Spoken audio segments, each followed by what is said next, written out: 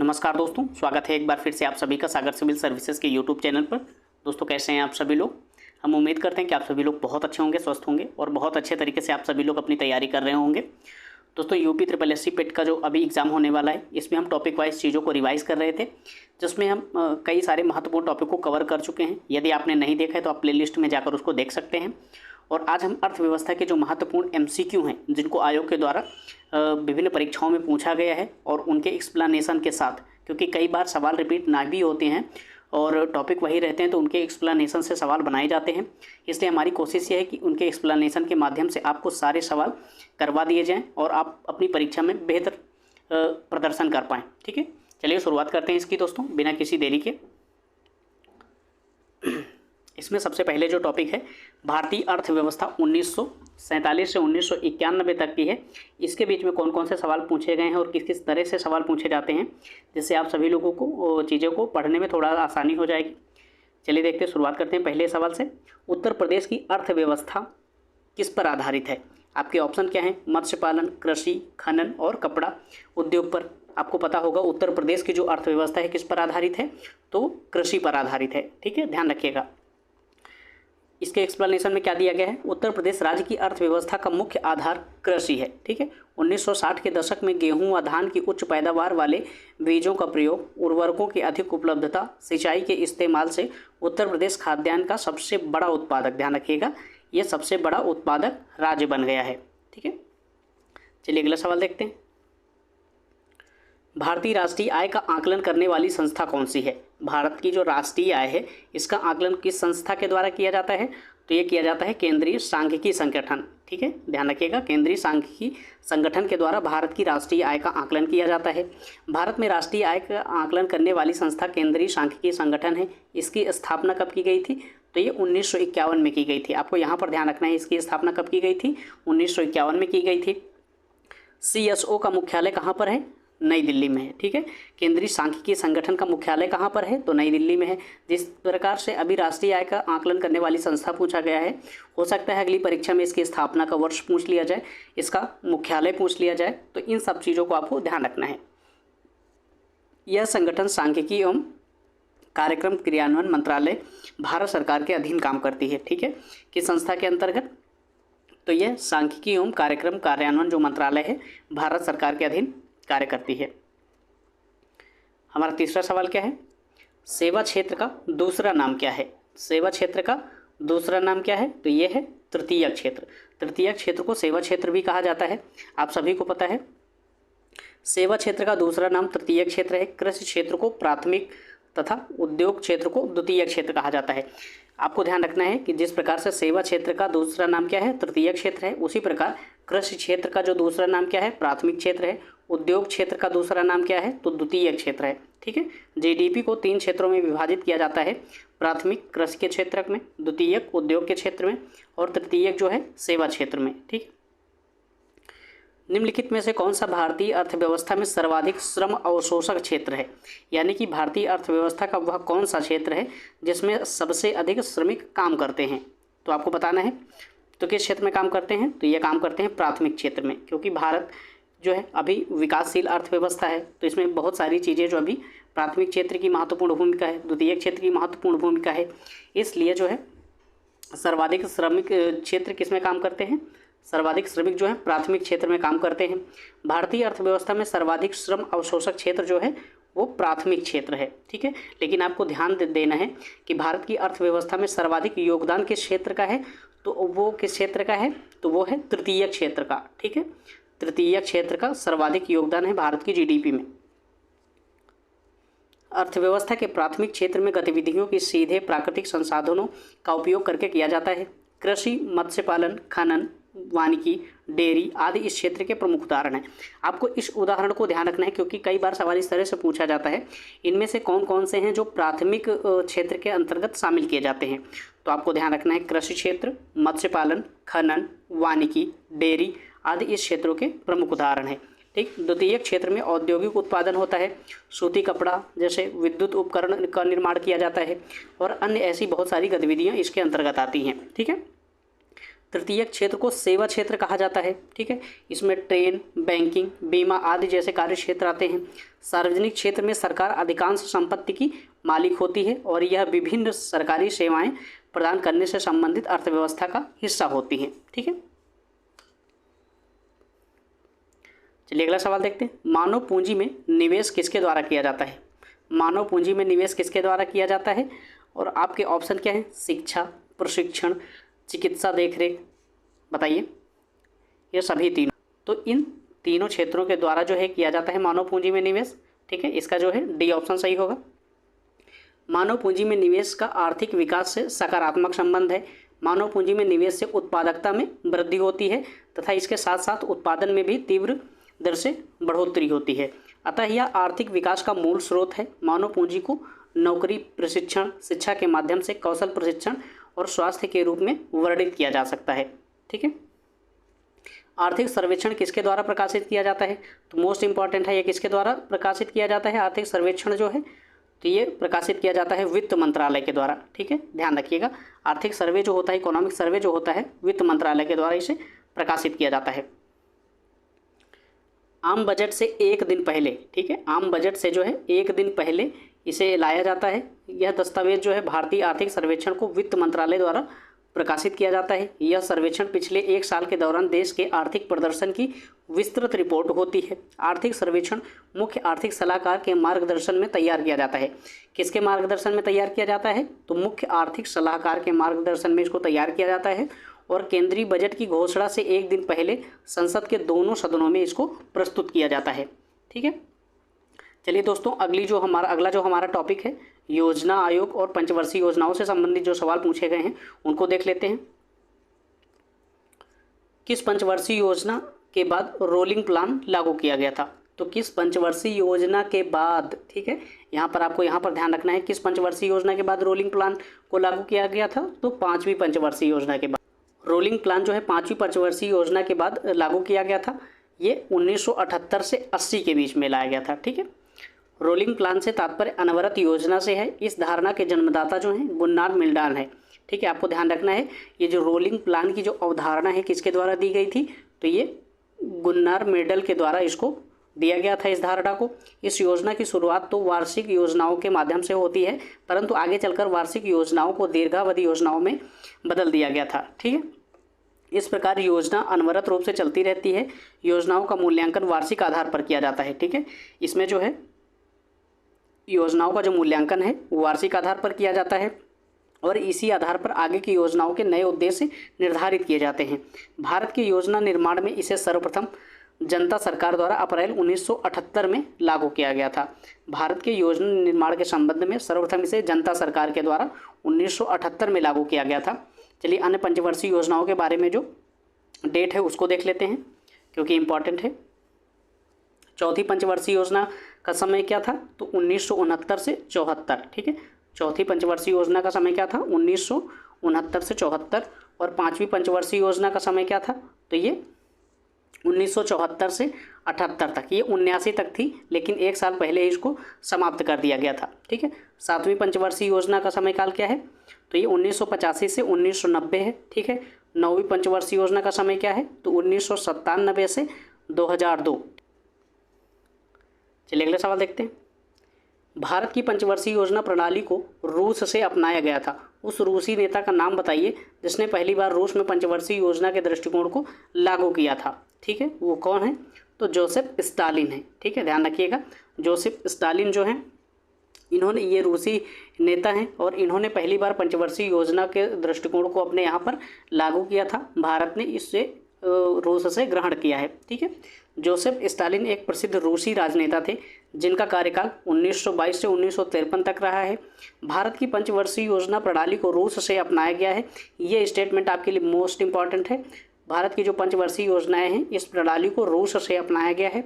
इन्होंने पहली बार 1925 में पंचवर्षीय योजना के दृष्टिकोण को लागू किया था। इनके द्वारा किए गए प्रमुख कार्य जो हैं पंचवर्षीय योजना का निर्माण करना, कृषि क्षेत्रों में सुधार करना और शिक्षा के क्षेत्रों में कार्य करना आदि महत्वपूर्ण क्षेत्र हैं इसके। भारत की जो 12वीं पंचवर्षीय योजना का मुख्य उद्देश्य क्या है? 12वीं पंचवर्षीय योजना का मुख्य उद्देश्य क्या है? तेज, सतत और अधिक सम्मिलित विकास। ठीक है, तेज, सतत और अधिक सम्मिलित विकास जो है भारत की 12वीं पंचवर्षीय योजना का मुख्य उद्देश्य है। चलिए 12वीं पंचवर्षीय योजना के बारे में देख लेते हैं। 12वीं पंचवर्षीय योजना का कार्यकाल 2012 से लेकर 2017 तक निर्धारित किया गया था। पंचवर्षीय योजना भारत की राष्ट्रीय योजना है जो भारत के प्रधानमंत्री की अध्यक्षता में योजना आयोग द्वारा विकसित और कार्यान्वित होती है। ठीक है, 12वीं पंचवर्षीय योजना की मुख्य थीम क्या थी? तीव्र, अधिक समावेशी और सतत वृद्धि। ठीक है, तीव्र और अधिक समावेशी सतत वृद्धि जो है इसकी थीम थी। 1 जनवरी 2015 से योजना आयोग के स्थान पर अब नीति आयोग कार्य कर रहा है जो भारत सरकार का थिंक टैंक है। ठीक है, 1 जनवरी 2015 से योजना आयोग के स्थान पर कौन?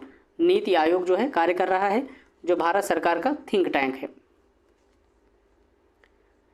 गरीबी हटाओ का नारा किस पंचवर्षीय योजना में दिया गया था? तो किस पंचवर्षीय योजना में दिया गया था? तो ये दिया गया था 5वीं पंचवर्षीय योजना में। ठीक है, ध्यान रखिएगा, गरीबी हटाओ का नारा 5वीं पंचवर्षीय योजना में 1974 से 79 के मध्य दिया गया था।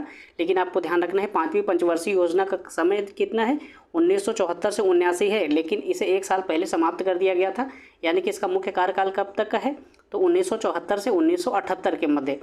यद्यपि गरीबी निवारण संबंधी सभी महत्वपूर्ण कार्यक्रमों को जो है 6ठी पंचवर्षीय योजना में शुरू किया गया था। ठीक है, चलिए अपने आगे के टॉपिक मिश्रित अर्थव्यवस्था का जो विकास है और इसमें जो निजी एवं सार्वजनिक क्षेत्र से संबंधित जो सवाल पूछे जाते हैं उसको देख लेते हैं। किसके बढ़ने के फलस्वरूप निजी निवेश में वृद्धि की अधिक संभावना होगी? किसके बढ़ने के फलस्वरूप निजी निवेश में वृद्धि की अधिक संभावना होगी? तो किसके बढ़ने से? तो नई पूंजी पर अनुमानित प्राप्ति जो है उसके बढ़ने से अधिक निवेश होने की संभावना रहेगी। नई पूंजी पर अनुमानित प्राप्ति के बढ़ने से फलस्वरूप निजी निवेश में वृद्धि की अधिक संभावना रहती है। इनमें से किस प्रकार की अर्थव्यवस्था में संसाधनों पर निजी अधिकार होते हैं और आर्थिक गतिविधियों का मुख्य उद्देश्य लाभ अर्जित करना होता है? तो आपको हमने स्टैटिक पोर्शन में जब पढ़ाया था तो वो चीज़ें बताई थी कि निजी अर्थव्यवस्था के संदर्भ में कौन कौन सी शर्तें होती हैं और सार्वजनिक जो अर्थव्यवस्था होती है उसकी महत्वपूर्ण शर्तें क्या होती हैं, उसके आधार पर एक सवाल पूछा गया है। चलिए देख लेते हैं इसके ऑप्शन को। इसमें ऑप्शन क्या है? पूंजीवादी अर्थव्यवस्था, समाजवादी अर्थव्यवस्था, वैश्विक और मिश्रित। तो इसमें जो है पूंजीवादी अर्थव्यवस्था जो होती है इसमें संसाधनों पर निजी क्षेत्र की भागीदारी अधिक होती है, उनका अधिकार होता है और आर्थिक गतिविधियों का जो मुख्य उद्देश्य होता है वो लाभ अर्जित करना होता है। ठीक है, मिश्रित अर्थव्यवस्था से तात्पर्य क्या है? मिश्रित अर्थव्यवस्था से तात्पर्य है कि जहाँ पर सार्वजनिक और निजी क्षेत्र दोनों का सह अस्तित्व दिखाई दे, यानी कि इसमें सरकार की रेगुलेशन पॉलिसी भी काम करती है और निजी क्षेत्र की भी भागीदारी अच्छी खासी होती है। ठीक है, चलिए इसके एक्सप्लेनेशन को देखते हैं। मिश्रित अर्थव्यवस्था से तात्पर्य सार्वजनिक एवं निजी क्षेत्र का जो है सह अस्तित्व से है।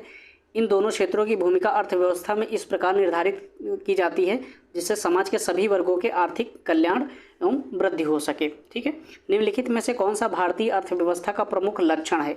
भारत की अर्थव्यवस्था किस प्रकार की अर्थव्यवस्था है? पूंजीवादी अर्थव्यवस्था है कि समाजवादी अर्थव्यवस्था है कि मिश्रित अर्थव्यवस्था है या इनमें से कोई नहीं? तो भारत की जो अर्थव्यवस्था है वो मिश्रित अर्थव्यवस्था है। आपको ध्यान रखना है, भारत की अर्थव्यवस्था मिश्रित अर्थव्यवस्था है। भारतीय अर्थव्यवस्था की मुख्य विशेषता इसका मुख्य मिश्रित अर्थव्यवस्था का होना है। ठीक है, मिश्रित अर्थव्यवस्था वह अर्थव्यवस्था होती है जिसमें सार्वजनिक एवं निजी क्षेत्रों की उपस्थिति पाई जाती है और दोनों का सह अस्तित्व इसमें पाया जाता है। चलिए अगला सवाल देखते हैं। भारत में सार्वजनिक क्षेत्र के कार्यों के संदर्भ में निम्नलिखित में से कौन सा कथन सही है? ठीक है, पहला स्टेटमेंट क्या है? सार्वजनिक उपयोगिता संसाधन प्रदान करना। ठीक है, सामाजिक और आर्थिक उपरिपूंजी का निर्माण करना, संतुलित क्षेत्रीय और क्षेत्रीय विकास को सुनिश्चित करना, समतावादी लक्ष्यों को आगे बढ़ाना। आपको बताना है कि इनमें से कौन कौन से जो स्टेटमेंट हैं वो सार्वजनिक क्षेत्र के कार्यों के संदर्भ में आते हैं। तो इसमें से ये चारों स्टेटमेंट जो हैं ये बिल्कुल सही हैं, ये सभी सार्वजनिक क्षेत्र के कार्यों के संदर्भ में आते हैं। इसकी व्याख्या देख लेते हैं। सार्वजनिक क्षेत्र के कार्यों के संदर्भ में उपर्युक्त चारों कथन जो हैं अर्थात सार्वजनिक उपयोगिता संसाधन प्रदान करना, सामाजिक और आर्थिक उपरिपूंजी का निर्माण करना, संतुलित क्षेत्रीय और क्षेत्रीय विकास को सुनिश्चित करना, समतावादी लक्ष्यों को आगे बढ़ाना, ये सभी कथन जो हैं सार्वजनिक कार्यों के संदर्भ में सही हैं। सार्वजनिक निजी भागीदारी पीपीपी पर आधारित अवसंरचना विकास में पुनरीक्षण तथा परिष्करण हेतु गठित जो समिति थी उसके अध्यक्ष कौन थे? तो उसके अध्यक्ष थे वी केलकर। ठीक, ध्यान रखिएगा, वी केलकर जो है उसके अध्यक्ष थे। बुनियादी ढांचा विकास हेतु डॉक्टर वी केलकर की अध्यक्षता में सार्वजनिक निजी भागीदार मॉडल से संबंधित केलकर समिति की जो रिपोर्ट है 28 दिसंबर 2015 को जारी की गई थी। कब जारी की गई थी? तो 28 दिसंबर 2015 को केलकर समिति की रिपोर्ट जो है जारी की गई थी। केलकर किस समिति के अध्यक्ष थे? तो सार्वजनिक निजी भागीदारी पर आधारित जो मॉडल था उसके लिए जो समिति गठित की गई थी उसके अध्यक्ष थे। दोस्तों, हरित क्रांति और दुग्ध विकास एवं ऑपरेशन फ्लड से संबंधित जो महत्वपूर्ण सवाल पूछे गए हैं, चलिए उनको देख लेते हैं। सबसे पहले, भारत में श्वेत क्रांति के जनक के रूप में कौन जाना जाता है? तो श्वेत क्रांति का जनक किसे माना जाता है भारत में? तो डॉक्टर वर्गीज कुरियन को। ठीक है, भारत में श्वेत क्रांति के जनक डॉक्टर वर्गीज कुरियन है। ठीक है, श्वेत क्रांति का संबंध जो है दुग्ध उत्पादन से है। ऑपरेशन फ्लड कार्यक्रम का संबंध जो है दुग्ध उत्पादन से है। चाहे आप उसे श्वेत क्रांति कहिए, उसका संबंध भी दुग्ध उत्पादन से है, चाहे आप उसे ऑपरेशन फ्लड कहिए, इसका संबंध भी दुग्ध उत्पादन से है। ठीक है, जिसकी शुरुआत 1970 ईस्वी में हुई थी। बलवंत राय मेहता का संबंध जो है पंचायती राज व्यवस्था से है।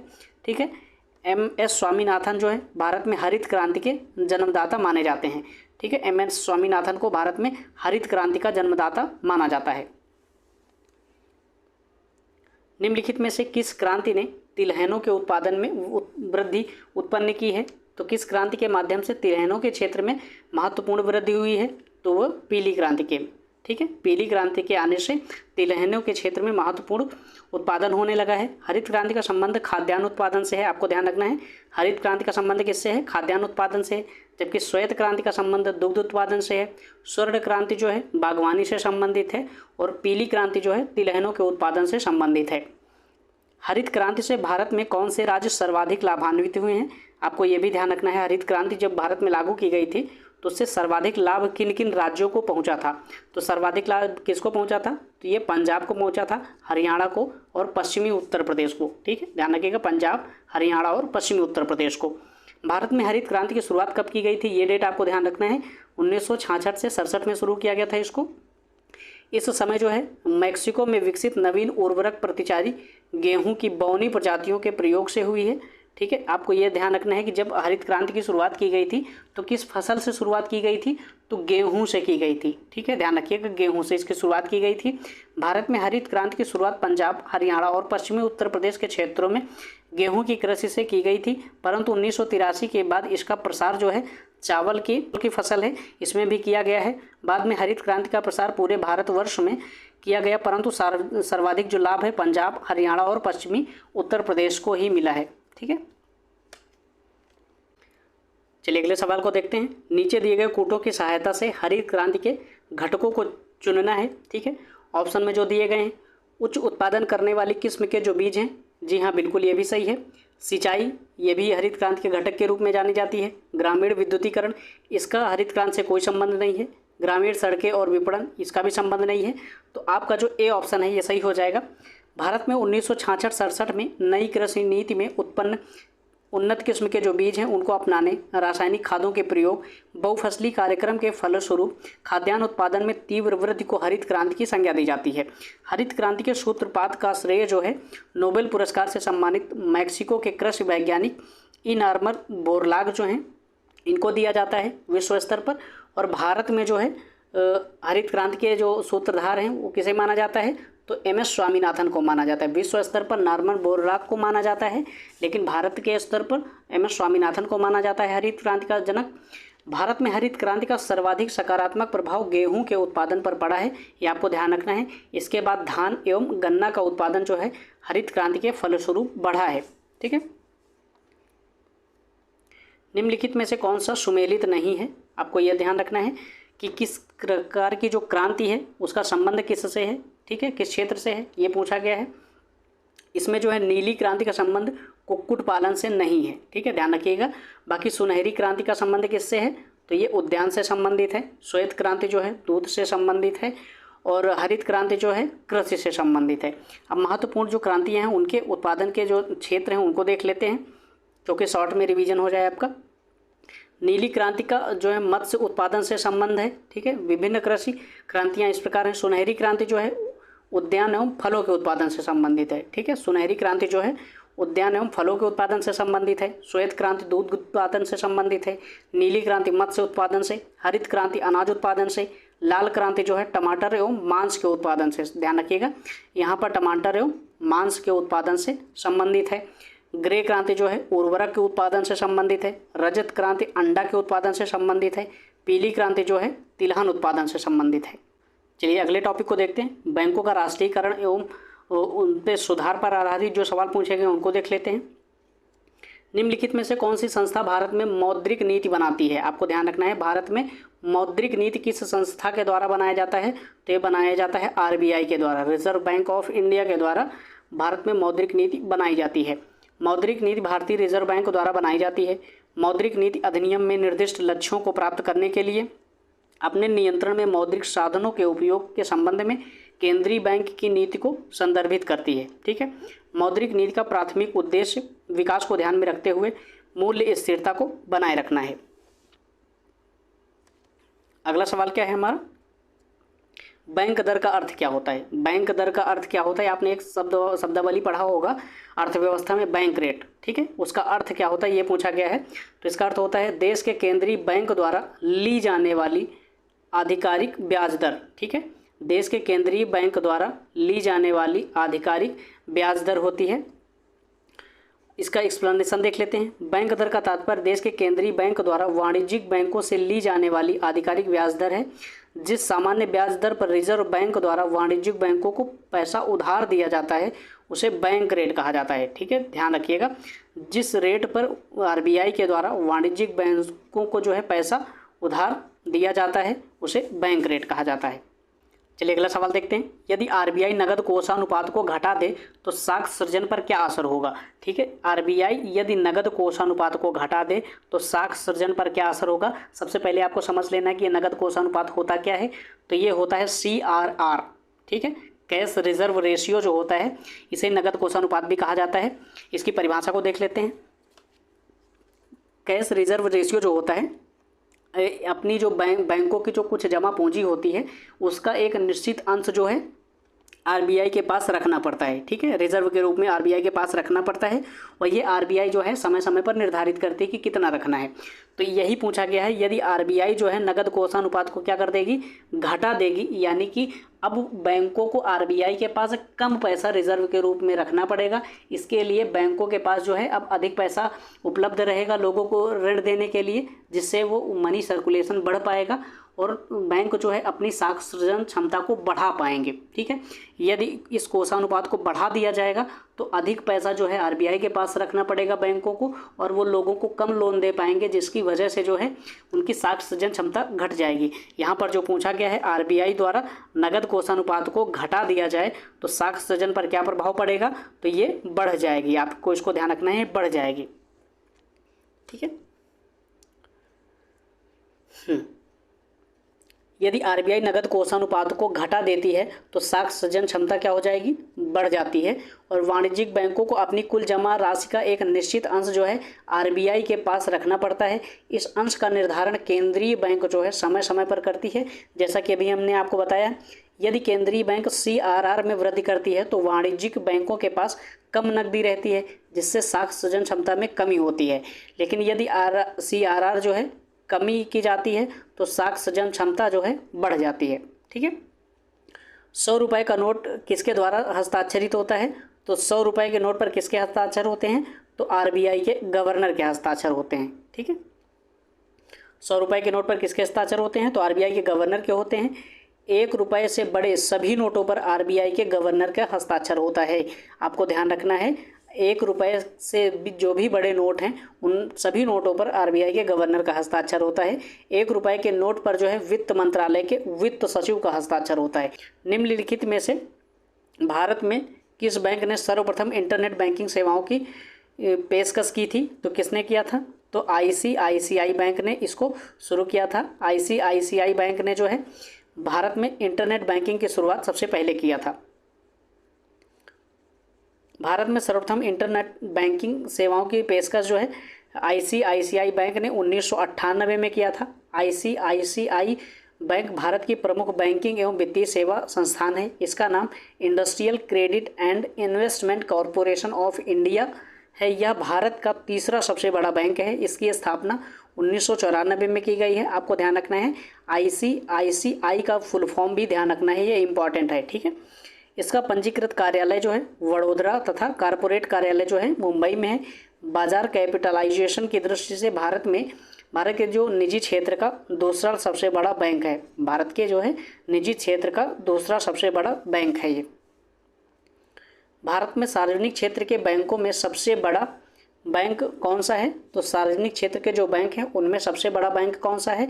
तो है स्टेट बैंक ऑफ इंडिया, ठीक है। एसबीआई बैंक जो है ये सार्वजनिक क्षेत्र के बैंकों में सबसे बड़ा बैंक है। भारत में सार्वजनिक क्षेत्र के बैंकों में भारतीय स्टेट बैंक समूह सबसे बड़ा है, जो कुल जमा का लगभग 29% का नियंत्रण करता है और इसकी 13,000 शाखाएं हैं और 190 विदेशी ऑफिस हैं, ठीक है। पूर्ण रूप से पहला भारतीय बैंक पंजाब नेशनल बैंक था। इसकी स्थापना जो है 1894 में की गई थी, ठीक है। चलिए अगला सवाल देखते हैं। The imperial bank of India को राष्ट्रीयकरण करने के पश्चात क्या नाम दिया गया था? The imperial bank of India को राष्ट्रीयकरण करने के पश्चात क्या नाम दिया गया था? तो ये दिया गया था भारतीय स्टेट बैंक, ठीक है, ध्यान रखिएगा, भारतीय स्टेट बैंक कर दिया गया था। The imperial bank of India का राष्ट्रीयकरण करने के पश्चात जो है नाम इसका जो रखा गया है भारतीय स्टेट बैंक रखा गया था। इसका राष्ट्रीयकरण 1 जुलाई 1955 को हुआ था, ठीक है। इसका राष्ट्रीयकरण कब हुआ था? 1 जुलाई 1955 को हुआ था। इसका मुख्यालय मुंबई में है, ठीक है, ध्यान रखिएगा। इसका मुख्यालय कहाँ पर है? तो मुंबई में है। यह भारतीय महाद्वीप में सबसे पुरानी और सबसे बड़ी कॉमर्शियल बैंक है। 1955 ईस्वी के बाद स्टेट बैंक ऑफ इंडिया नाम दे दिया गया था, ठीक है। 1955 के बाद इसका नाम क्या हो गया था? State bank of India. चलिए अगला सवाल देखते हैं। भारत में कृषि और संबंधित कार्यकलापों को निम्नलिखित में से किसके द्वारा सबसे अधिक उधार प्रदान किया जाता है? सहकारी बैंकों के द्वारा, क्षेत्रीय ग्रामीण बैंकों के द्वारा, वाणिज्यिक बैंकों के द्वारा, सूक्ष्म वित्तीय संस्थाओं के द्वारा। किसके द्वारा सबसे अधिक ऋण प्रदान किया जाता है? तो ये वाणिज्यिक बैंकों के द्वारा। ध्यान रखिएगा, कृषि और संबंधित कार्यकलापों को निम्नलिखित में से किसके द्वारा सबसे अधिक उधार दिया जाता है? तो वाणिज्यिक बैंकों के द्वारा सबसे अधिक उधार दिया जाता है, ठीक है। भारत में कृषि और संबंधित क्रियाकलापों को वाणिज्यिक बैंकों द्वारा सबसे अधिक ऋण दिया जाता है।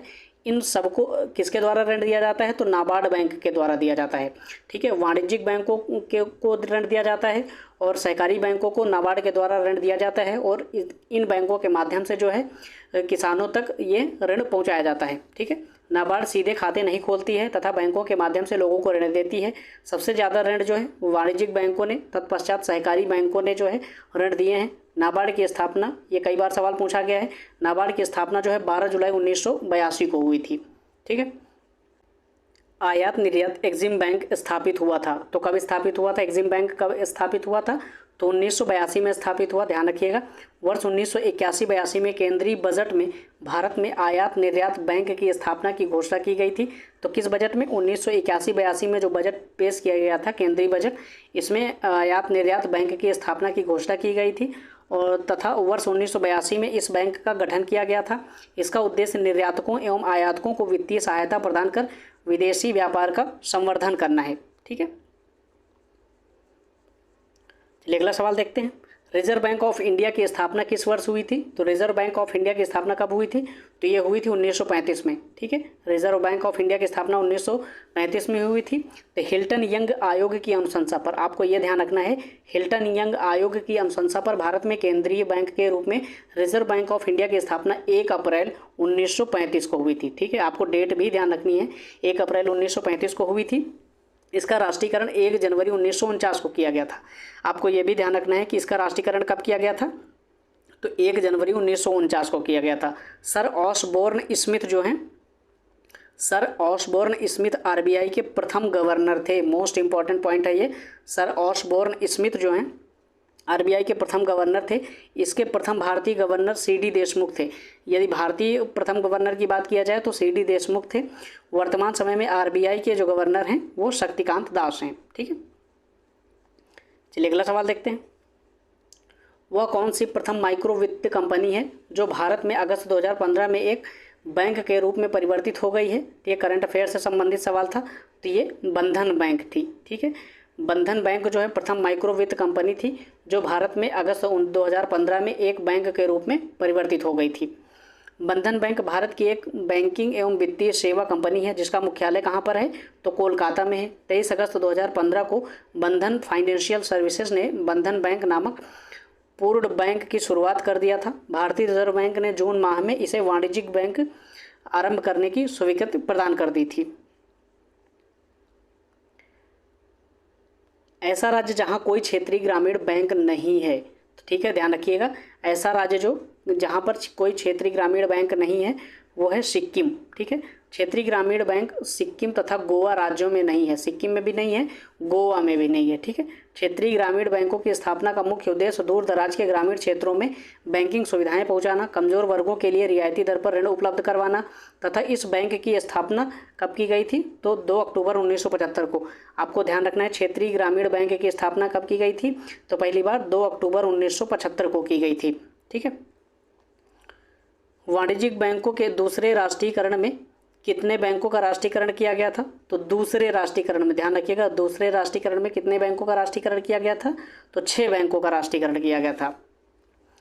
दोस्तों ये सारी चीज़ें हमने आपको जब स्टैटिक पोर्शन डिस्कस किया था तो उसमें सारी चीज़ों को डिस्कस किया था, उसमें से एक भी सवाल ये बाहर नहीं पूछा गया है, सारे सवाल वहीं से पूछे गए हैं। ठीक है, भारत में 14 उन बड़े व्यापारिक जो बैंक हैं उनका राष्ट्रीयकरण 19 जुलाई 1969 को किया गया, जिन बैंकों की जमा पूंजी जो है 50 करोड़ रुपए से अधिक थी। और पुनः 15 अप्रैल 1980 को उन 6 व्यापारिक बैंकों का राष्ट्रीयकरण कर दिया गया है जिनकी जमा धनराशि जो है 200 करोड़ से अधिक थी। ठीक है, पहली बार कब किया गया था? तो 1969 में किया गया था। और दूसरी बार कब किया गया था? तो 1980 को किया गया था 6 व्यापारिक बैंकों का।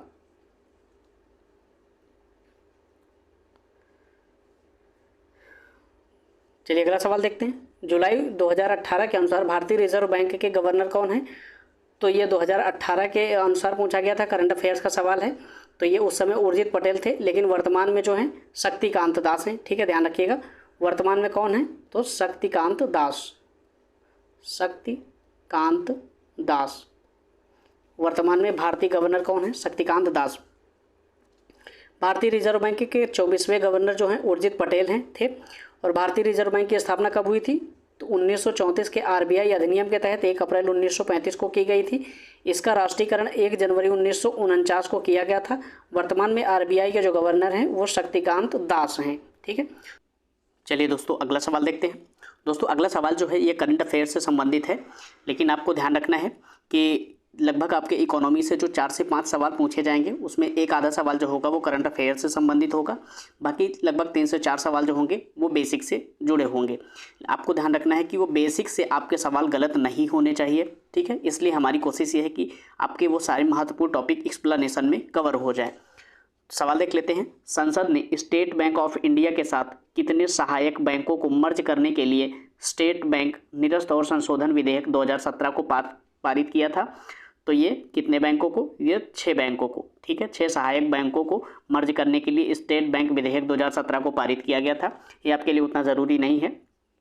संसद ने स्टेट बैंक ऑफ इंडिया के साथ 6 सहायक बैंकों को मर्ज करने के लिए स्टेट बैंक निरस्त और संशोधन विधेयक जो है 2017 को मंजूरी दी है। यह विधेयक 21 जुलाई 2017 को वित्त मंत्री अरुण जेटली द्वारा लोकसभा में पेश किया गया था। ठीक है, किस अधिनियम में एक ऐसा प्रावधान है जो भारत सरकार को भारतीय रिजर्व बैंक को निर्देश जारी करने का अधिकार प्रदान करता है? तो किसमें? आरबीआई अधिनियम की जो धारा 7 है इसके तहत जो है भारत सरकार भारतीय रिजर्व बैंक को निर्देश जारी कर सकती है। ठीक है, भारतीय रिजर्व बैंक एक स्वायत्त शासी संस्थान है, यह अपना निर्णय स्वयं करता है, परंतु कुछ विशेष परिस्थितियों में केंद्र सरकार आरबीआई के गवर्नर से परामर्श लेकर लोकहित में भारतीय रिजर्व बैंक को निर्देश दे सकती है। और ये धारा कौन सी है? आरबीआई एक्ट 1934 की धारा 7 के अनुसार। ठीक है, आरबीआई की जब स्थापना हुई थी तब इसका केंद्रीय कार्यालय कहाँ पर था? तो आरबीआई की जब स्थापना हुई थी उस समय कि इसका कार्यालय कहाँ पर था?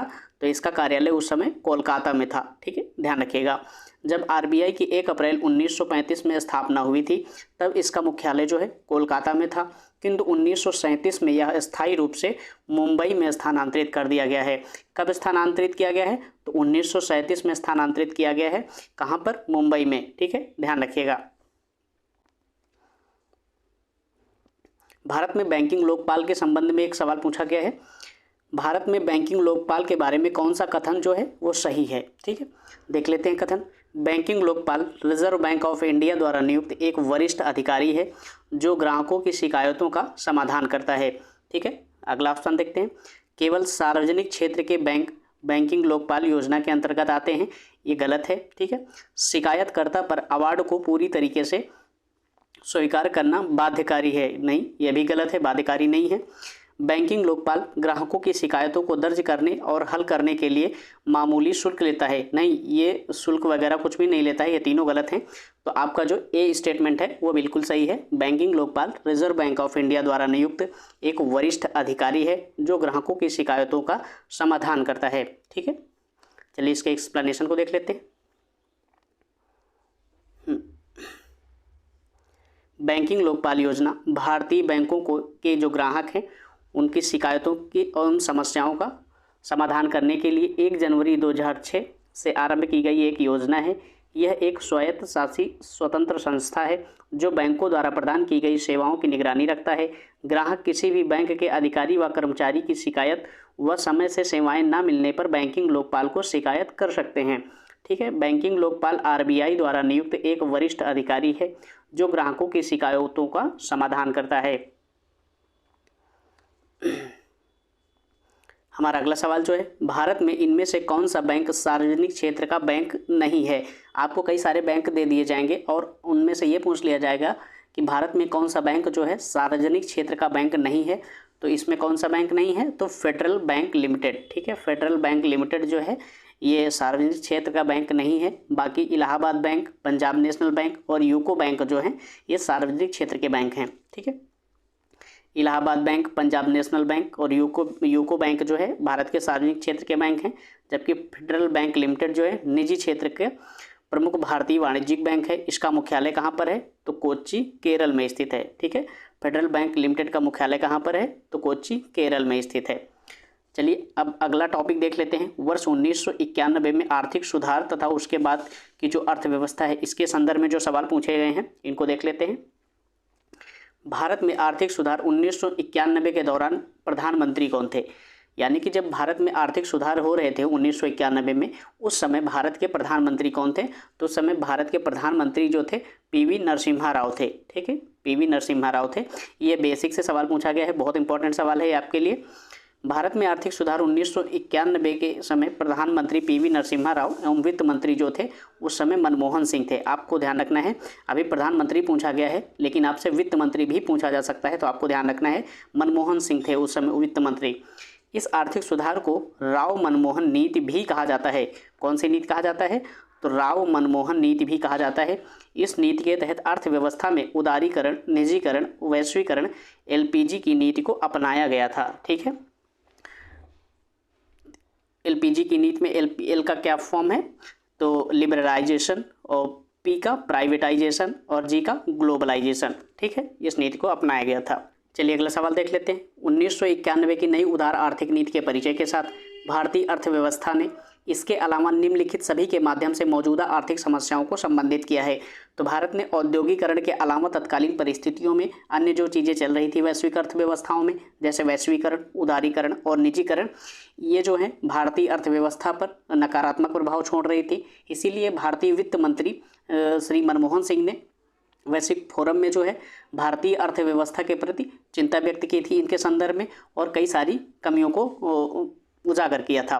ठीक है, वर्ष 1991 ईस्वी में तत्कालीन वित्त मंत्री मनमोहन सिंह द्वारा नई उदार आर्थिक नीति आरंभ करने के पीछे निम्न उद्देश्य जो है प्रमुख थे, इनको बताया था।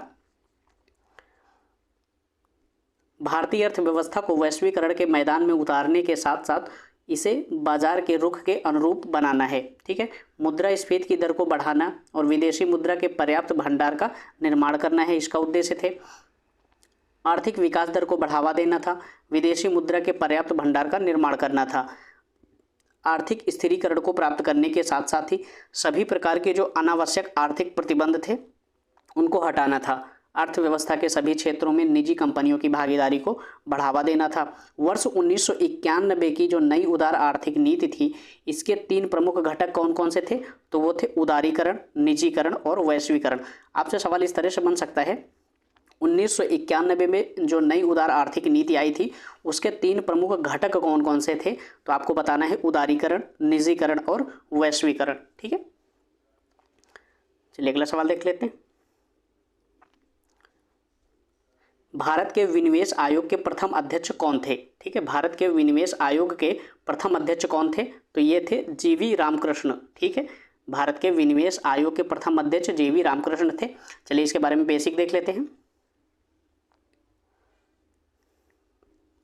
भारत के प्रथम विनिवेश आयोग का गठन कब किया गया था? तो 1996 में किया गया था। ध्यान रखिएगा, भारत में जो है प्रथम विनिवेश आयोग का गठन कब किया गया था? तो 1996 में किया गया था। जीवी रामकृष्ण की अध्यक्षता में किया गया था।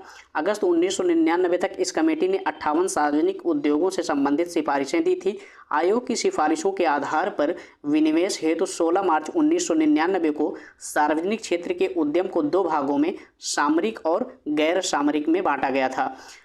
इसमें नोट के संदर्भ में जो दिया गया है, भारतीय संदर्भ में सार्वजनिक क्षेत्र के उद्यमों में सरकारी अंशधारिता नियंत्रण को निजी हाथों से बेचे जाने की प्रक्रिया विनिवेश कहलाती है। आपको ये ध्यान रखना है कि विनिवेश होता क्या है, जो अभी ऊपर बात की जा रही है इसको देख लेते हैं। भारत के संदर्भ में जो सार्वजनिक क्षेत्र के उद्यम हैं, इनमें सरकार की जो अंशधारिता है, इसके नियंत्रण को निजी हाथों में बेचे जाने की जो प्रक्रिया है उसे विनिवेश कहा जाता है। ठीक है, भारत में विनिवेश की जो प्रक्रिया है वो कब से आरंभ हुई है?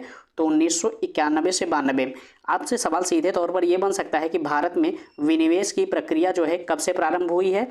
तो 1991 से 92 में। इसे आपको ध्यान रखना है।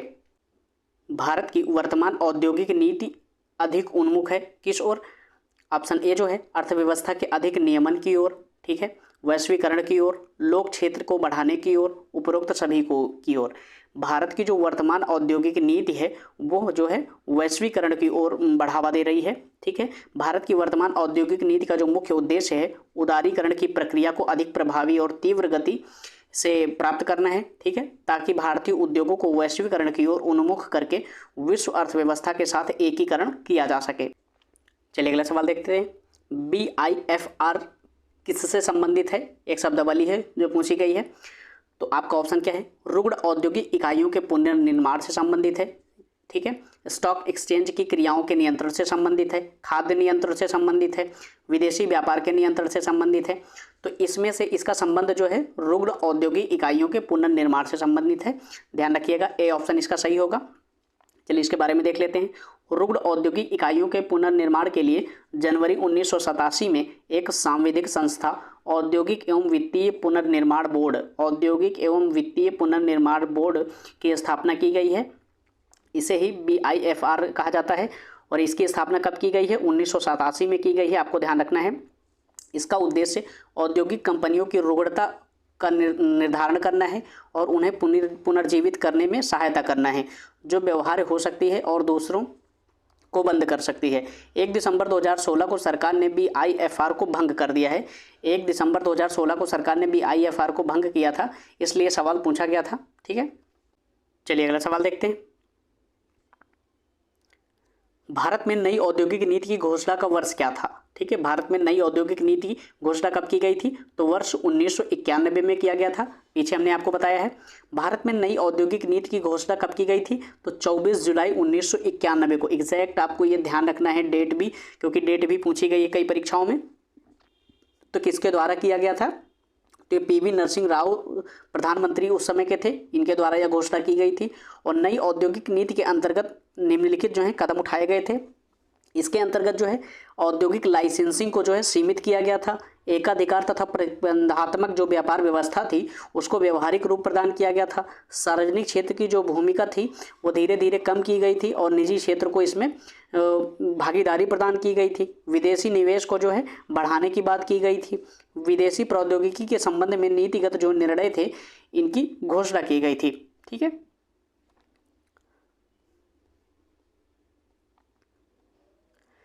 चलिए दोस्तों अपने अगले टॉपिक वर्ष 2014 के जो पश्चात आर्थिक सुधार हुए थे उनमें कृषिगत सुधार, ढांचागत सुधार, श्रम सुधार और आर्थिक सुधार से संबंधित जो भी सवाल पूछे गए थे उनको देख लेते हैं किस किस प्रकार के सवाल पूछे जाते हैं। तो वर्ष 2022 तक किसानों की आय दोगुनी करने के लिए निम्नलिखित में से किस समिति का गठन किया गया था? तो किस समिति का गठन किया गया था? अशोक दलवई समिति का गठन किया गया था। दरअसल ये करंट अफेयर्स का सवाल था, ठीक है, उतना इंपॉर्टेंट नहीं है आपके लिए, लेकिन फिर भी इसका बेसिक थोड़ा देख लेते हैं। वर्ष 2022 तक किसानों की आय दोगुना करने के लिए अशोक दलवई के नेतृत्व में एक समिति का गठन किया गया था। इस समिति का गठन केंद्रीय कृषि एवं किसान कल्याण मंत्रालय के द्वारा किया गया था। समिति ने अपनी रिपोर्ट में किसानों की आय दोगुना करने हेतु 7 प्रमुख स्रोतों पर ध्यान आकृष्ट करने की बात कही थी। वो क्षेत्र कौन कौन से हैं? हो सकता है आपसे इन पर सवाल बन जाए कि किसानों की आय दोगुनी करने के लिए 7 क्षेत्र जो निर्धारित किए गए थे वो कौन कौन से हैं?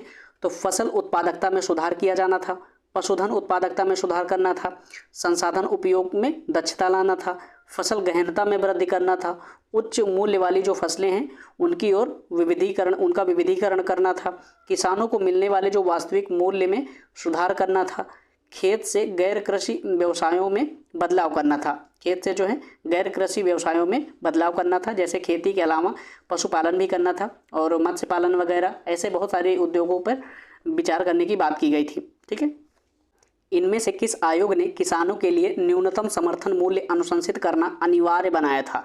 ठीक है, इनमें से किस आयोग ने किसानों के लिए न्यूनतम समर्थन मूल्य अनुशंसित करना अनिवार्य बनाया था? तो कृषि लागत एवं कीमत आयोग। ठीक है, इसका उत्तर कौन सा होगा? बी ऑप्शन सही होगा।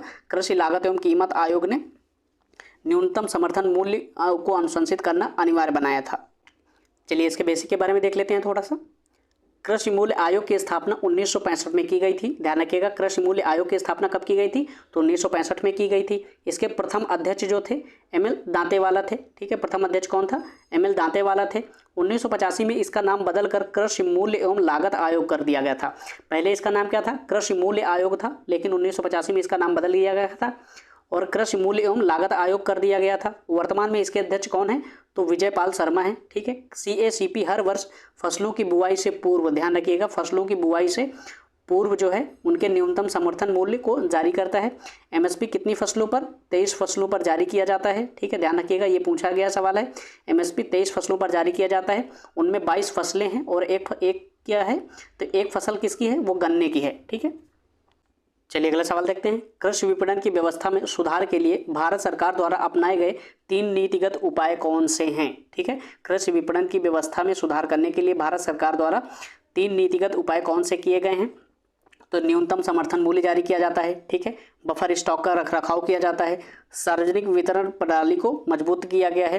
तो ये तीनों जो हैं ये बिल्कुल सही हैं। कृषि विपणन के लिए तीनों बहुत जरूरी हैं और भारत सरकार के द्वारा किया गया है ये। चलिए इसके बेसिक को देख लेते हैं थोड़ा सा। कृषि विपणन प्रणाली में सुधार के लिए भारत सरकार द्वारा निम्नलिखित 3 नीतिगत उपाय किए गए हैं। इनमें न्यूनतम समर्थन मूल्य की बात की गई है, बफर स्टॉक का रखरखाव किया जाता है, सार्वजनिक वितरण प्रणाली जो है PDS इसको मजबूत किया गया है। ठीक है, चलिए अगला सवाल देखते हैं। NFWP का तात्पर्य क्या है? NFWP का तात्पर्य क्या है? तो इसका तात्पर्य क्या है? National food for work programme. ठीक है, national food for work programme, यह एक महत्वपूर्ण योजना है, इसके बारे में देख लेते हैं। NFWP जो है national food for work programme, राष्ट्रीय कार्य के बदले भोजन कार्यक्रम, जिसे योजना आयोग ने इसे योजना आयोग ने ग्रामीण विकास मंत्रालय और राज्य सरकारों के समन्वय से 14 नवंबर 2004 को, ध्यान रखिएगा कब? 14 नवंबर 2004 को देश के 150 सबसे पिछड़े जिलों में शुरू किया गया था। इस योजना का उद्देश्य क्या है? भारतीय गरीबों को रोजगार देना है जो अकुशल काम कर सकते हैं और इस प्रकार खाद्य सुरक्षा भी बनाए रखा जा सकता है। ठीक है, चलिए अगला सवाल देखते हैं। फेमा का फुल फॉर्म पूछा गया है। फेमा जो है इसका फुल फॉर्म पूछा गया है, तो इसका फुल फॉर्म क्या होता है? तो foreign exchange management act, foreign exchange management act. इसके बेसिक के बारे में देख लेते हैं थोड़ा, यह इंपॉर्टेंट टॉपिक है।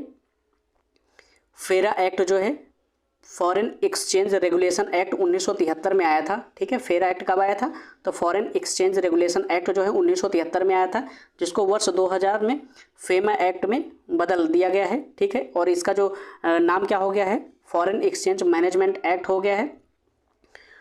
और यह अधिनियम जो है पूरे देश और भारत के बाहर संचालित होने वाले जो निकाय कॉरपोरेट के उन सभी शाखाओं और एजेंसियों पर लागू होते हैं जिनके नियंत्रण या मालिक जो हैं एक भारतीय निवासी हैं। ठीक है।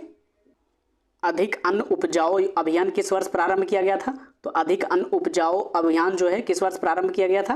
तो ये 1948 में प्रारंभ किया गया था, ध्यान रखिएगा। अधिक अन्न उपजाओ अभियान जो है 1948 में प्रारंभ किया गया था और इसका उद्देश्य जो है किसानों के लिए बेहतर तकनीकी की व्यवस्था करना है ताकि उपज की मात्रा को बढ़ावा दिया जा सके, और यह अभियान अपने लक्ष्यों को प्राप्त करने में विफल रहा है। ठीक है, यह अभियान जो है सफल नहीं हो सका है। चलिए अगला सवाल देखते हैं। सरकार द्वारा ई रकम नामक एक नया प्लेटफॉर्म किस उद्देश्य के लिए शुरू किया गया था? दरअसल ये 2017 में शुरू किया गया था। करंट अफेयर से संबंधित यह सवाल था। तो ई रकम का संबंध किससे है? तो ये कृषि उत्पाद को बेचने के लिए भारत सरकार के द्वारा एक नया प्लेटफॉर्म लॉन्च किया गया था। चलिए इसके बेसिक के बारे में थोड़ा देख लेते हैं। भारत सरकार द्वारा ई रकम एक नया प्लेटफॉर्म जो है लॉन्च किया गया है जिसे स्थानीय किसानों को अंतर्राष्ट्रीय बाजार के साथ जोड़ा जाएगा। 1 अगस्त 2017 को कृषि मंत्रालय किसानों को कृषि उत्पाद को बेचने के लिए ई रकम ई राष्ट्रीय किसान कृषि मंडी पोर्टल का शुभारंभ किया है। इस पोर्टल के माध्यम से छोटे गांव के किसान जो को इंटरनेट सुविधा के द्वारा दुनिया के सबसे बड़े बाजार तक पहुंचाया जा सकता है। ठीक है। भारत के सकल घरेलू उत्पाद 2019 में कृषि और संबद्ध क्षेत्र के द्वारा कुल कितने प्रतिशत का योगदान प्राप्त हुआ है? तो कितना? तो 15.87। ठीक है। भारत के सकल घरेलू उत्पाद में जो है कृषि और संबद्ध क्षेत्र का कुल कितने प्रतिशत का योगदान प्राप्त हुआ है? तो 15.87 का योगदान प्राप्त हुआ था उस समय, ये लेकिन ये अब बदल चुका है। ठीक है, ये करंट अफेयर से संबंधित था। इस समय जो है ये 18.7 के आसपास है, आपको ध्यान रखना है। 18.7 के आसपास इसका योगदान है कृषि एवं संबद्ध क्षेत्र का। भारत के सकल घरेलू उत्पाद 2019 में कृषि और संबद्ध क्षेत्र का जो 15.87 भाग योगदान प्राप्त हुआ था, आपको ध्यान रखना है। थोड़ा सकल घरेलू उत्पाद के बारे में देख लेते हैं। एक निश्चित अवधि में किसी देश में उत्पादित आधिकारिक तौर पर मान्यता प्राप्त अंतिम माल और सेवाओं का बाजार मूल्य ही सकल घरेलू उत्पाद है। ठीक है, यह एक आर्थिक संकेतन भी है जो देश के कुल उत्पादन को मापता है। प्रति व्यक्ति और उद्योगों द्वारा किया गया उत्पादन भी इसमें शामिल किया जाता है। प्रति व्यक्ति सकल घरेलू उत्पाद जीडीपी सामान्यतः किसी देश के जीवन स्तर अर्थव्यवस्था की समृद्धि सूचक माना जाता है। वर्तमान में 2020-21 का जो डाटा है यह कृषि और संबद्ध क्षेत्र के संबंध में घरेलू उत्पाद जो है ये 19.9 है, लेकिन वर्तमान में जो है 18.7 के आसपास ये चीज़ें हैं। ठीक है दोस्तों, ये सवाल भी करंट अफेयर से संबंधित था, उतना इंपॉर्टेंट नहीं है आपके लिए, लेकिन आप इसके एक्सप्लेनेशन को देख लें एक बार। कृषि निर्यात 2018 का जो लक्ष्य है 2022 तक भारत के कृषि निर्यात को कितने $US तक बढ़ाना था? तो $60 बिलियन तक बढ़ाना था उस समय। कृषि निर्यात नीति 2018 का लक्ष्य 2022 तक भारत के कृषि निर्यात को $60 बिलियन तक बढ़ाना है। निर्यात बढ़ाने के लिए अलग अलग उत्पादन के लिए अलग अलग राज्यों में विशेष समूहों को स्थापित करने के लिए 1400 करोड़ रुपए का निवेश किया जाएगा। वर्तमान में चावल, गेहूं और समुद्री उत्पाद कुल कृषि निर्यात का लगभग 52% हैं। ठीक है, अगला सवाल देखते हैं। विशेष कृषि क्षेत्र स्थापित करने वाला पहला भारतीय राज्य कौन है? विशेष कृषि क्षेत्र स्थापित करने वाला पहला भारतीय राज्य कौन है? उत्तराखंड है। ठीक है, विशेष कृषि क्षेत्र स्थापित करने वाला पहला भारतीय राज्य उत्तराखंड है। विशेष कृषि क्षेत्र स्थापित करने वाला पहला भारतीय राज्य उत्तराखंड था। विशेष कृषि क्षेत्र में कृषि गतिविधियों के लिए प्राथमिकता, सिंचाई सुविधाओं और निर्यात को बढ़ावा देने के लिए सरकार द्वारा स्थापित किए जाने वाले आर्थिक क्षेत्रों को स्पेशल इकोनॉमिक जोन कहा जाता है। भारत सरकार ने स्पेशल इकोनॉमिक जोन की शुरुआत कब किया है? तो 2005 में किया है। आपको ध्यान रखना है, भारत सरकार के द्वारा स्पेशल इकोनॉमिक जोन की शुरुआत कब की गई थी? तो 2005 में की गई थी। आपके लिए ये स्टेटमेंट बहुत इंपॉर्टेंट है दोस्तों। जहाँ पर जो भी चीज़ें इंपॉर्टेंट रहेंगी मैं वहाँ पर आपको वो चीज़ें बता दूंगा कि आपको ध्यान रखना है, और बाकी जो करंट अफेयर से संबंधित थी तात्कालीन परिस्थितियों में तो उनको नहीं भी ध्यान रखेंगे तो चीज़ें चल जाएंगी। ठीक है, इनमें से कौन सा भारत में कृषि विपणन के मुख्य दोषों में, ठीक है, इनमें से कौन सा भारत के कृषि विपणन के मुख्य दोषों में से एक नहीं है? ठीक है, भंडारण की सुविधा में कमी, ये तो मुख्य दोष है। परिवहन की कमी, ये भी दोष है। अनुकूल मंडी, ध्यान रखिएगा, अनुकूल मंडी जो है ये मुख्य दोषों में नहीं है, क्योंकि अनुकूल मंडी रहेगी तो किसान जो है अपना उत्पाद बाजार तक ले जा पाएंगे और व्यापारियों से उन्हें बेच पाएंगे, ठीक है, और उसका जो है अपने उत्पाद का उचित मूल्य प्राप्त कर पाएंगे। मार्केट इंटेलिजेंस में कमी, ये भी गलत है, क्योंकि ये भी मुख्य दोष है, ठीक है। तो इसका कौन सा ऑप्शन सही हो जाएगा, तो सी ऑप्शन। भारत में कृषि विपणन के मुख्य दोष जो है निम्न है: भंडारण की सुविधा में कमी, परिवहन की कमी, मार्केट इंटेलिजेंस की कमी, वित्तीय स्रोत की कमी, ठीक है। अनुकूल मंडी कृषि विपणन के मुख्य दोषों में जो है शामिल नहीं है। चलिए अगला सवाल देखते हैं। भारत में कई केंद्रीय संगठन हैं जो कृषि विपणन में शामिल हैं, इनमें से कौन सा ऐसा संगठन है जो इसमें शामिल नहीं है? तो भारत के कृषि निगम जो है इसमें शामिल नहीं है। भारत में कृषि विपणन को बढ़ावा देने के लिए कपास निगम, नेफेड, भारतीय खाद्य निगम, कृषि लागत और कीमत आयोग उत्तरदायी हैं, ठीक है। भारतीय खाद्य निगम की स्थापना कब हुई थी, इसके बारे में सवाल पूछा गया है। तो भारतीय खाद्य निगम की स्थापना कब की गई थी, तो 14 जनवरी 1965 को, ठीक है, ध्यान रखिएगा। भारतीय खाद्य निगम की स्थापना जो है 14 जनवरी 1965 को की गई थी। भारतीय खाद्य निगम की स्थापना 14 जनवरी 1965 को की गई थी। इसका पहला जिला कार्यालय कहाँ पर, तंजौर में था। अब इसका मुख्यालय कहाँ पर है, तो नई दिल्ली में। आपको ध्यान रखिएगा, भारतीय खाद्य निगम की जो वर्तमान मुख्यालय है कहाँ पर है, तो नई दिल्ली में है, लेकिन इसका पहला मुख्यालय कहाँ पर था, तो तंजौर में था। इसको फूड कॉरपोरेशन एक्ट 1964 के तहत लागू किया गया है। भारतीय खाद्य निगम भारत में खाद्य सुरक्षा को सुनिश्चित करने हेतु खाद्यान्नों को क्रय करके गोदामों में भंडारित करता है, ठीक है। भारत में कृषि आयकर लगाया जा सकता है, किसके द्वारा लगाया जाता है, आपको ध्यान रखना है। भारत में कृषि आयकर जो है वो किसके द्वारा लगाया जाता है, तो लगाया जाता है राज्य सरकारों के द्वारा, ठीक है। कृषि आयकर किसके द्वारा लगाया जाता है, तो राज्य सरकारों के द्वारा लगाया जाता है। भारत में कृषि आयकर राज्य सूची का विषय है, ठीक है। कृषि जो है किसका विषय है, राज्य सूची का विषय है, और अतः कृषि आयकर जो है राज्य सरकारों के द्वारा लगाया जाता है। कृषि विपणन की आधारभूत संरचना कब से प्रभावी हुई है, तो कृषि विपणन की जो आधारभूत संरचना है वो अप्रैल 2014 से प्रभावी हुई है, ठीक है। इसके बारे में देख लेते हैं थोड़ा। 1 अप्रैल 2014 को कृषि विपणन योजना के लिए एकीकृत योजना के कृषि विपणन की आधारभूत संरचना पूंजी निवेश सब्सिडी उप योजना में शामिल किया गया है। इस योजना के अंतर्गत किसानों की विभिन्न आवश्यकताओं को पूरा करने के लिए इसे किया गया है, ठीक है। राष्ट्रीय कृषि बाजार NAM क्या है, तो ये क्या है, तो कृषि उपज के लिए राष्ट्रीय ई व्यापार मंच है, ठीक है। कृषि उपज के लिए राष्ट्रीय ई व्यापार मंच है, इसके बारे में देख लेते हैं थोड़ा। राष्ट्रीय कृषि बाजार कृषि उपज के लिए राष्ट्रीय ई व्यापार मंच है। यह पोर्टल किसानों, विक्रेताओं और खरीदारों को क्रय विक्रय हेतु ऑनलाइन प्लेटफॉर्म मुहैया करवाता है। इसके जरिए बेहतर दाम मिलने तथा विपणन के तरीके में बदलाव हुआ है, ठीक है।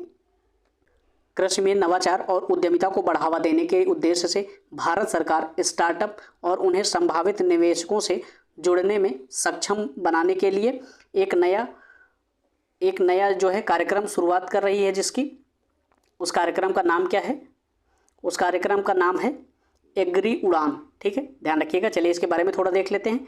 एग्री उड़ान कार्यक्रम किसानों को बिजनेस स्किल्स से लैस करने और खेती बाड़ी में नए प्रयोगों और स्टार्टअप को बढ़ावा देने के उद्देश्य से शुरू की गई है। इसमें स्मार्ट खेती, innovative food technology, supply chain technology, fisheries, पशुपालन आदि को बढ़ावा दिया जाएगा, ठीक है। शहरों के बाहर आर्थिक सुअवसर बनाने के लिए किसके द्वारा मॉडल शहरी आधारभूत संरचना और सेवाएं ग्रामीण केंद्रों में स्थापित किए जाने का प्रस्ताव रखा गया है, तो किसके द्वारा, तो पूरा के द्वारा, ठीक है। चलिए इसके बारे में देख लेते हैं थोड़ा सा।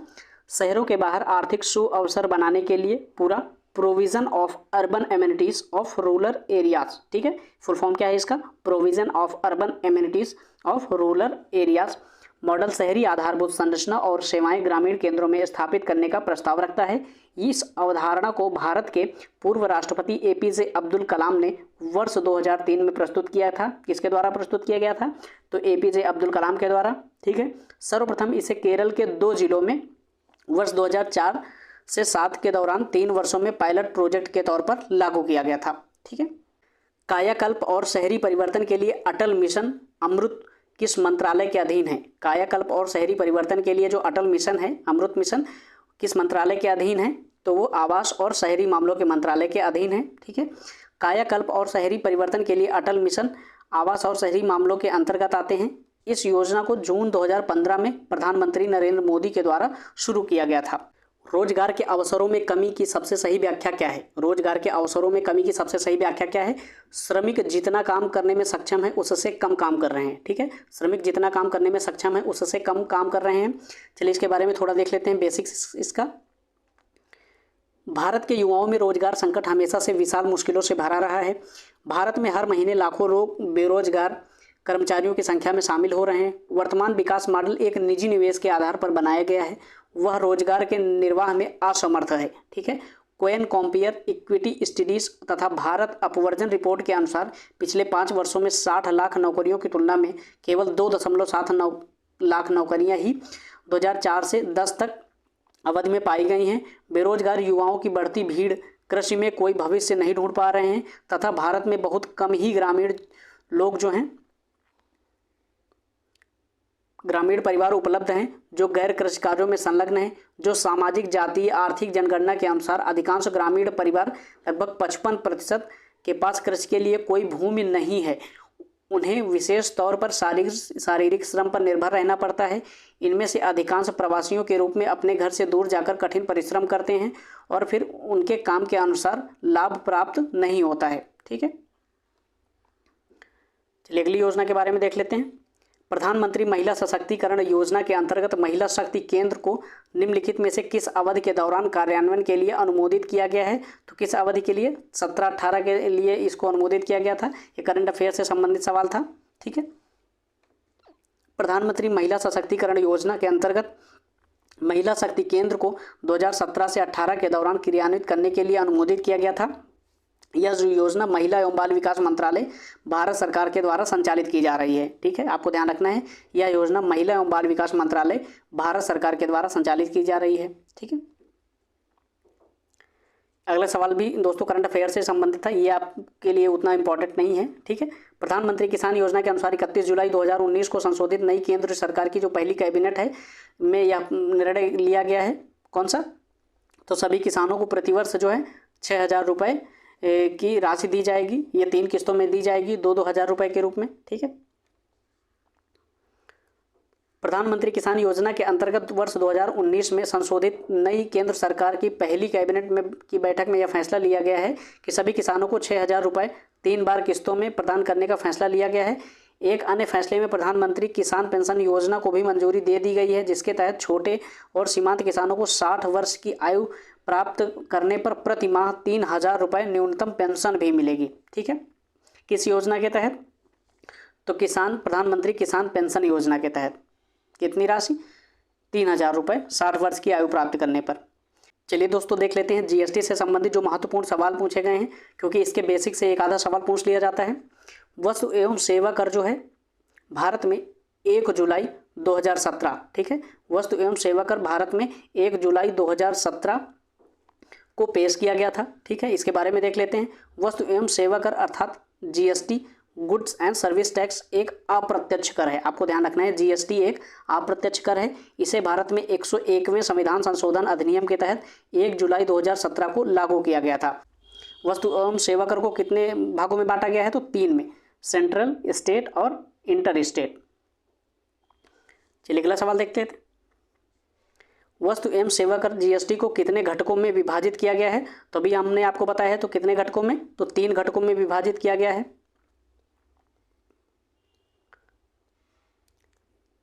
चलिए इसके बारे में थोड़ा देख लेते हैं।